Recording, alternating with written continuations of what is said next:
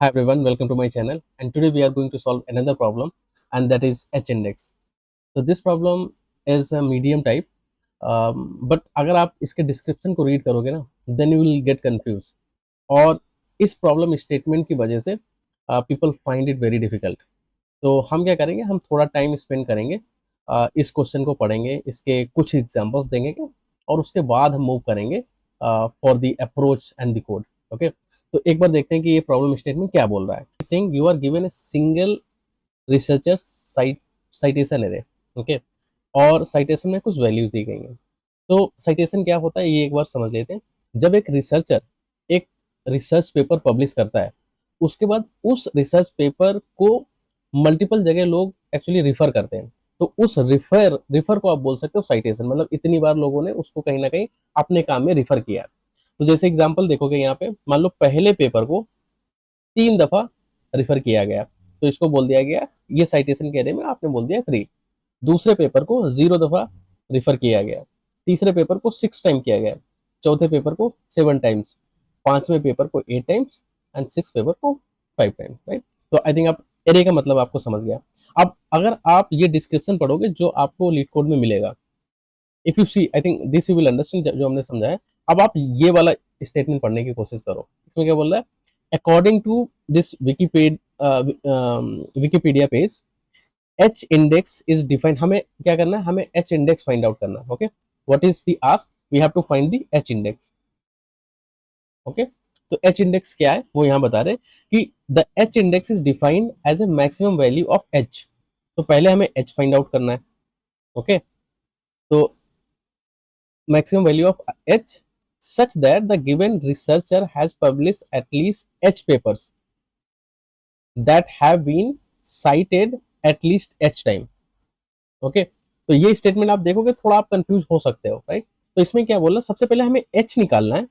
H क्या है कि वो पेपर कितनी दफा साइट हुआ है, और फिर हमें उसमें से मैक्सिमम निकालना है, वो हमारा होगा एच इंडेक्स.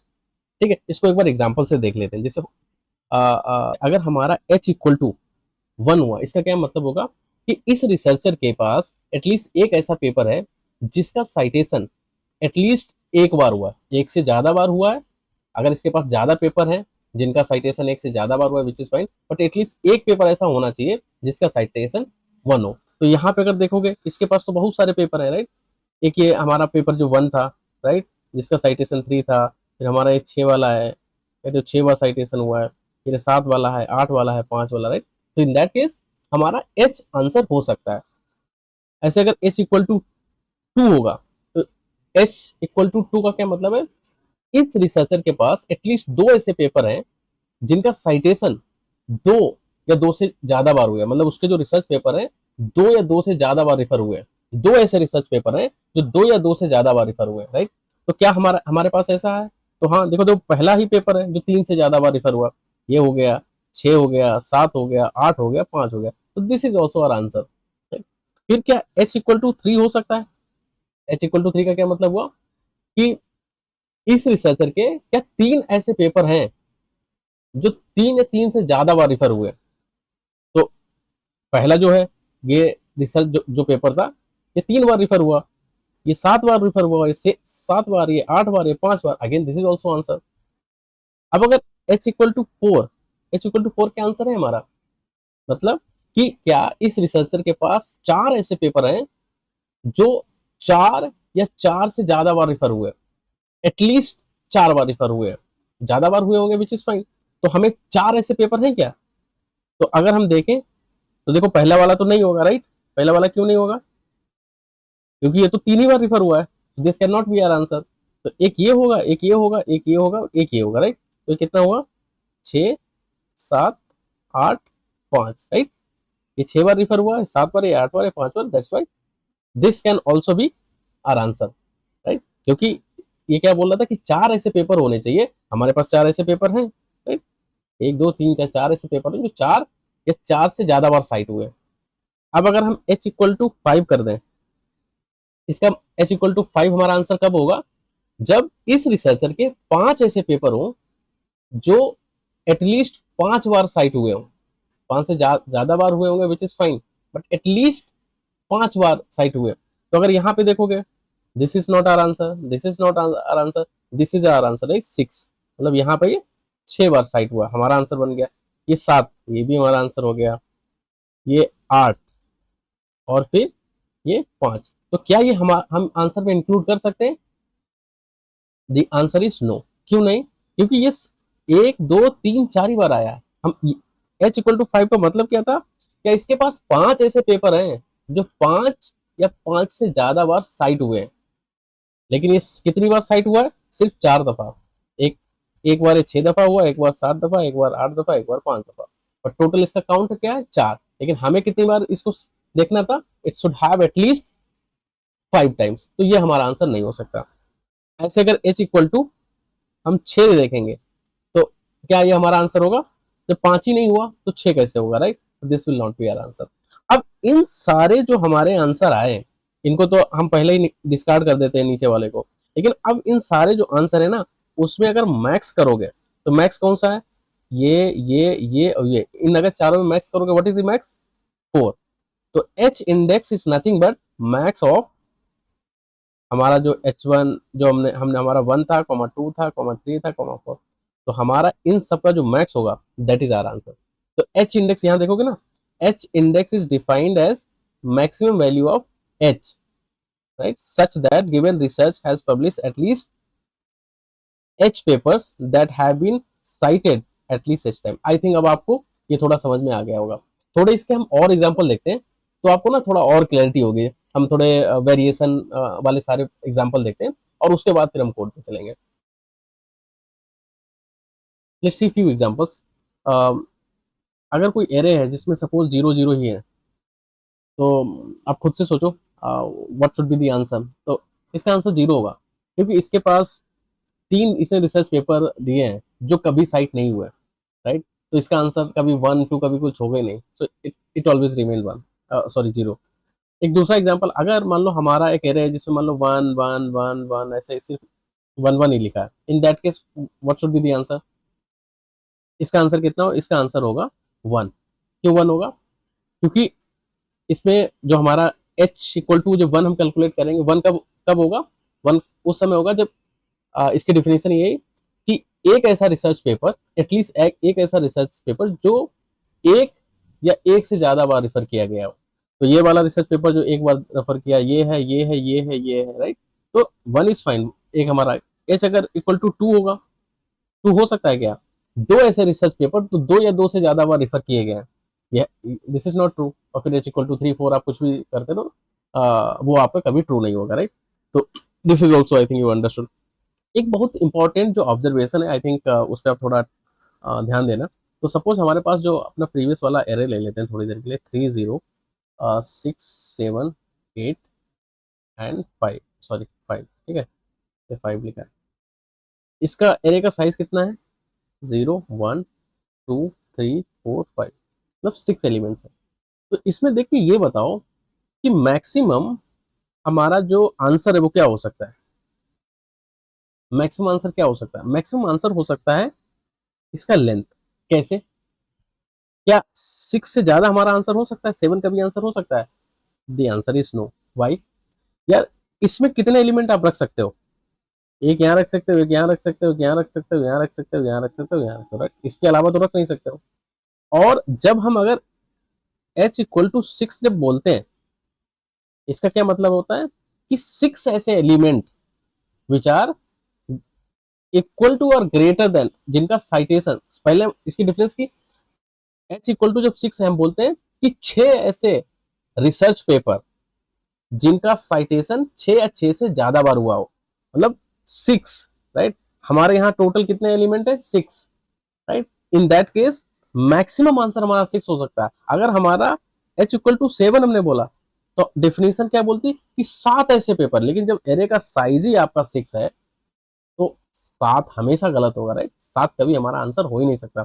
तो जब भी आप एरे में कोई भी एलिमेंट आप ऐसा देखो which are greater than, right, which are greater than the length, always we can reject it, right? I hope आपको ये ऑब्जर्वेशन समझ में आई होगी।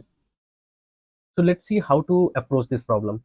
तो अगर आप ये एरे देखोगे, राइट, थोड़ी देर के लिए आप ये साइटेशन और रिसर्च पेपर वो भूल जाइए। सिंपल देखो, हमें एक एरे दिया गया है, ठीक है, और हमारा 0 से 5 तक इसका इंडेक्स है, और आपको ये पता होगा कि इसका जो लेंथ है वो n है, और हमारा जो आंसर है वो n भी हो सकता है, राइट। उसका जो लेंथ है वो भी हो सकता है, that we have seen already in the previous example. तो हमें क्या फाइंड आउट करना, हमें ये फाइंड आउट करना है क्या इंडेक्स हमारा आंसर है कि नहीं, राइट। जैसे कि अगर ये 3 दिया गया, राइट, सो 3 हमारा आंसर कैसे हो सकता है कि क्या इस एरे में 3 या 3 से ज्यादा ऐसे एलिमेंट है जिनकी वैल्यू 3 हो या 3 से ज्यादा हो। क्या 3 या 3 से ज्यादा एलिमेंट ऐसे हैं जिनकी वैल्यू 3 या 3 से ज्यादा हो। जैसे 1 2 3 4 5, 5 ऐसे एलिमेंट मिल गए हमको जिनकी वैल्यू 3 या 3 से ज्यादा है, राइट। तो हमें चाहिए सिर्फ 3 थे, लेकिन 3 से ज्यादा एलिमेंट्स हैं जिनकी वैल्यू या तो 3 है या 3 से ज्यादा है, तो ये हमारा आंसर हो गया, राइट। और कोई इंडेक्स हमारा आंसर हो सकता है, ये भी इंडेक्स हमारा आंसर हो सकता है। कैसे? क्योंकि क्या इसमें 4 या 4 से ज्यादा ऐसे एलिमेंट हैं जिनकी वैल्यू 4 या 4 से ज्यादा हो, तो हमें 4 ऐसे वैल्यू मिल गई जो जिनकी वैल्यू 4 या 4 से ज्यादा है, राइट। तो ये 6 हो गया, 7 हो गया, 8 हो गया, 5 हो गया, तो दिस इज ऑल्सो आंसर। अब इन दोनों में इसमें मैक्स ले लेंगे, वही हमारा आंसर बन जाएगा, राइट। ऐसे हमारा 1 भी आंसर था, लेकिन हमें तो मैक्स लेना है, तो हमें इंडेक्स देखना है, इंडेक्स हमारा आंसर। और हमें एक्चुअली 6 भी देखना है, 6 यहाँ पे नहीं इंडेक्स में है, लेकिन हमें जब हम अपना कोड लिखेंगे तो हमें 6 भी देखना है। तो क्या अप्रोच के पर्सपेक्टिव से हमें ये देखना है कि क्या हमारे पास कोई ऐसी जुगाड़ है जहां पे जैसे हम जब यहाँ पे 3 पे थे, राइट, तो हमें कुछ ऐसी जुगाड़ से ये पता चल जाए कि यार अभी तक आ, हमारे एरिया में जब हम अगर 3 पे खड़े हुए ना, जब हम 3 पे खड़े हमें पता चल जाए कि कितने एलिमेंट मैक्सिमम है या इक्वल टू है 3 के। अगर इस पॉइंट पे अगर हमें पता चल जाए तो हमारा काम आसान हो जाएगा। अगर सपोज हम यहाँ पे खड़े हैं, अगर यहाँ पे कोई हमें ये बता दे कि अब तक जो एरे में एलिमेंट 4 या 4 से ज्यादा है उनकी संख्या सपोज 4 है, राइट, तो हमारा काम बन जाएगा। तो ऐसी अगर कोई जुगाड़ किसी तरीके से अगर हमें मिल जाए तो हमारा काम बन सकता है। तो ऐसी जुगाड़ के लिए हम एक बना सकते हैं अपना एरे।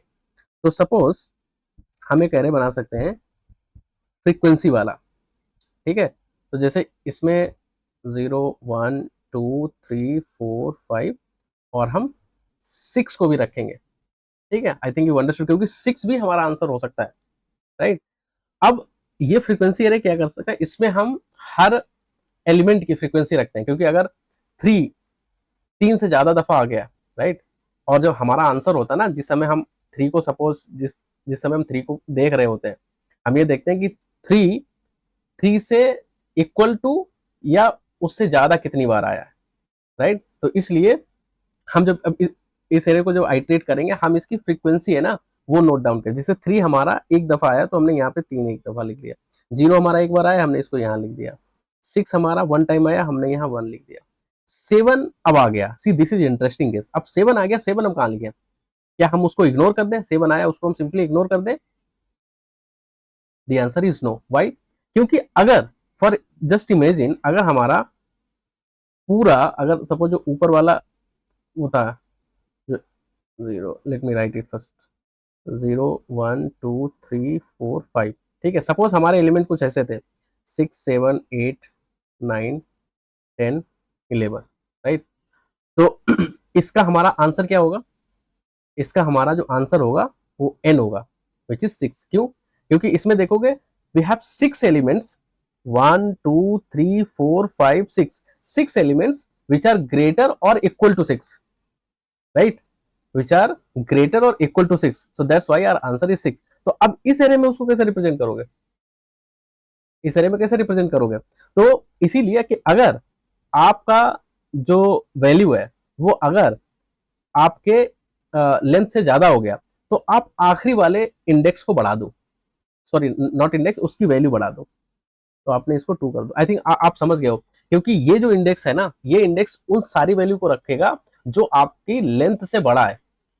आपके जो भी आप एरे जिस समय आइट्रेट कर रहे हो, राइट, जिस समय आप इस एरे को आइट्रेट कर रहे हो, जो भी वैल्यू आपके लेंथ से ज्यादा मिलेंगी तो वो आखिरी वाले इंडेक्स को बढ़ाएगा। इसका मतलब यही है, हर इंडेक्स ये रिप्रेजेंट कर रहा है कि उससे और उससे बड़ी वैल्यू कितनी है। ओके, जैसे अगर यहाँ पे 3 का 1 है, राइट, तो इसका मतलब क्या है, इन सारे इंडेक्स का क्या मतलब है, इस इंडेक्स का क्या मतलब, ये थोड़ी देर के समझ लीजिए दोबारा। अगर यहाँ पे 0 में 1 लिखा है तो इसका मतलब है 0 एक बार आया। अगर यहाँ पे 2 लिखा है इसका मतलब ये होगा 0 2 बार आया। 3 हो गया तो 0 3 बार आया। ऐसे ही अगर मतलब 3 के यहाँ पे 1 लिखा है तो है 3 एक बार आया। अगर इसकी वैल्यू 2 हो गई तो 3 2 बार आया। लेकिन आखिरी वाले इंडेक्स का थोड़ा दूसरा मतलब है। अगर इसमें एक बार लिखा है तो इसका मतलब, या 2 बार लिखा है 3 बार, तो इसका मतलब ये हो सकता है कि इस इंडेक्स पे 6 या 6 से ज्यादा बार एक आया है। अगर यहाँ पे 1 लिखा है तो इसका मतलब है कि 6 या 6 से ज्यादा बार कोई एलिमेंट है वो एक बार आया है। अगर यहाँ पे 2 लिखा है तो इसका मतलब ये होगा कि कोई एलिमेंट 6 या 6 से ज्यादा बार 2 बार आया है। And that's what we need, right. अगर 6 हमारा आंसर होगा, क्योंकि 6 ही आंसर हो सकता है, 7 आंसर हो भी नहीं सकता है, तो इसीलिए हम यहाँ पे 6 से ज्यादा बार जितने एलिमेंट हैं हम उनको यहाँ पे लिख रहे हैं। I hope you understood this, ठीक है।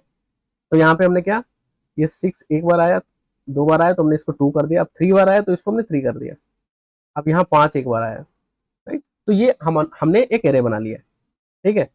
अब इसको मैं थोड़ा नीट एंड क्लीन थोड़ा साइड में बना लेता हूँ ताकि ना अपने को ड्राई रन करने में आसानी होगी। तो हमारा ये पहले 1 वाला बन गया, फिर यहाँ पे कुछ नहीं है, फिर यहाँ पे कुछ नहीं है, फिर हम 1 आ गया, फिर उसके बाद कुछ नहीं है, और फिर 1 है, और फिर उसके बाद कितना है, 3, right. And these are the indexes 0 1 2 3। एक दो ही है ना बीच में। Let me put another pen, let me write index over. ये 0 हो गया, 1 हो गया, 2 हो गया, ये 3 हो गया। 3 में हमारा एक वैल्यू है, फिर ये 4 हो गया, ये 5 हो गया, और ये 6 हो गया, ठीक है। तो ये हमने एक एरे बना लिया। अब ये एरे क्या रिप्रेजेंट कर रहा है, ये देखो वही काम कर रहा है जो हम, जिसकी हमें तलाश थी एक्चुअली।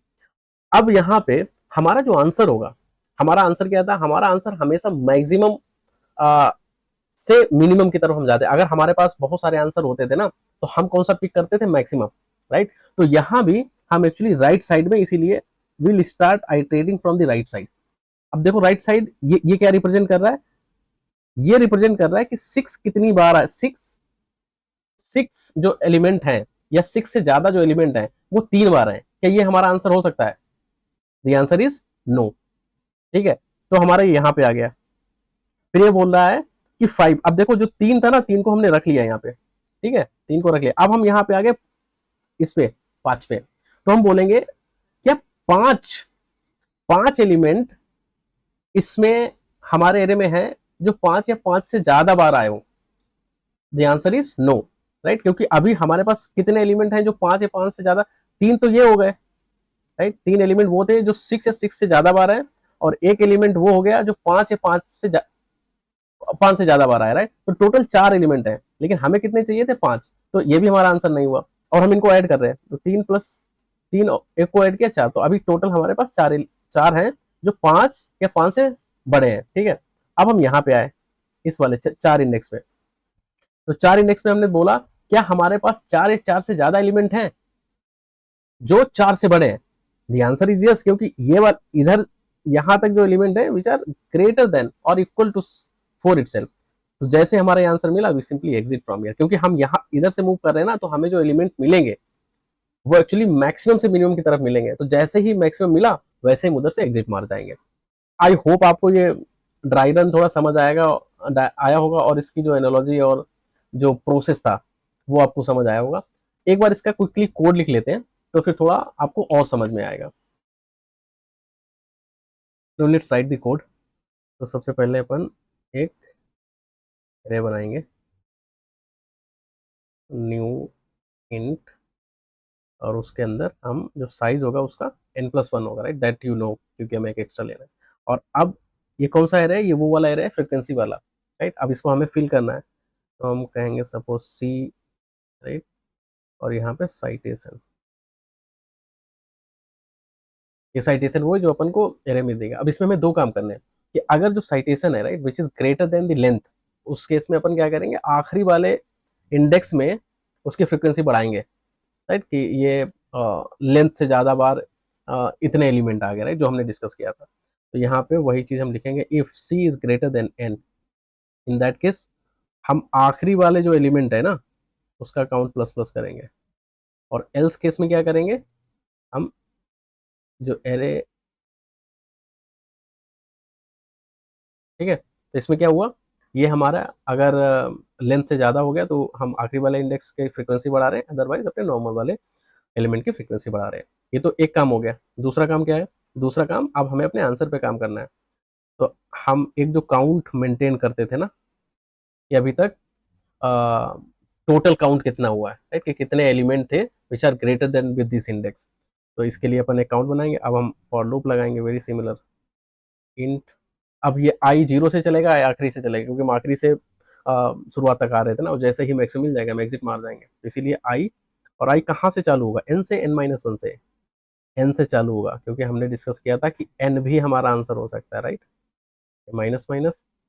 सबसे पहले हम क्या करेंगे, काउंट में count plus A R of I डाल देंगे, राइट, जो हमने काउंट वाला ये बनाया था ना, उससे हम उसका काउंट निकाल लेंगे, और फिर हम यहाँ पे चेक करेंगे कि जैसे ही A of A R R I, A R I, अगर जैसे ही, सॉरी हाँ मतलब, सॉरी, अगर ये काउंट, हाँ नहीं नहीं ये नहीं होगा, अगर इफ जो काउंट जो है ना, यही तो हम देख रहे थे ना, कि अगर जो काउंट है, अगर वो ग्रेटर देन आई हो गया, ग्रेटर देन और इक्वल टू अगर आई हो गया, so in that case we have to return what, आई।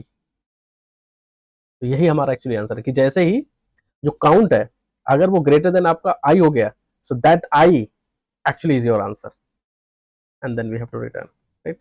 और इसके बाद फाइनली देखो, ये हमारा आंसर यहाँ से रिटर्न होगा, और अगर कुछ भी हमें नहीं मिला, in that case we return zero. तो आई थिंक ये पूरा कोड है, थोड़ा गंदा राइटिंग में लिखा है, but I hope you understand. पहला जो हमारा लूप था, पहले लूप में हमने फ्रीक्वेंसी काउंट करी, और दूसरे लूप में हमने उसका आंसर रिटर्न किया है, राइट। तो एक बार लीड कोड पे इसको रन करके देख लेते हैं, and then will see the time complexity and the space complexity for this.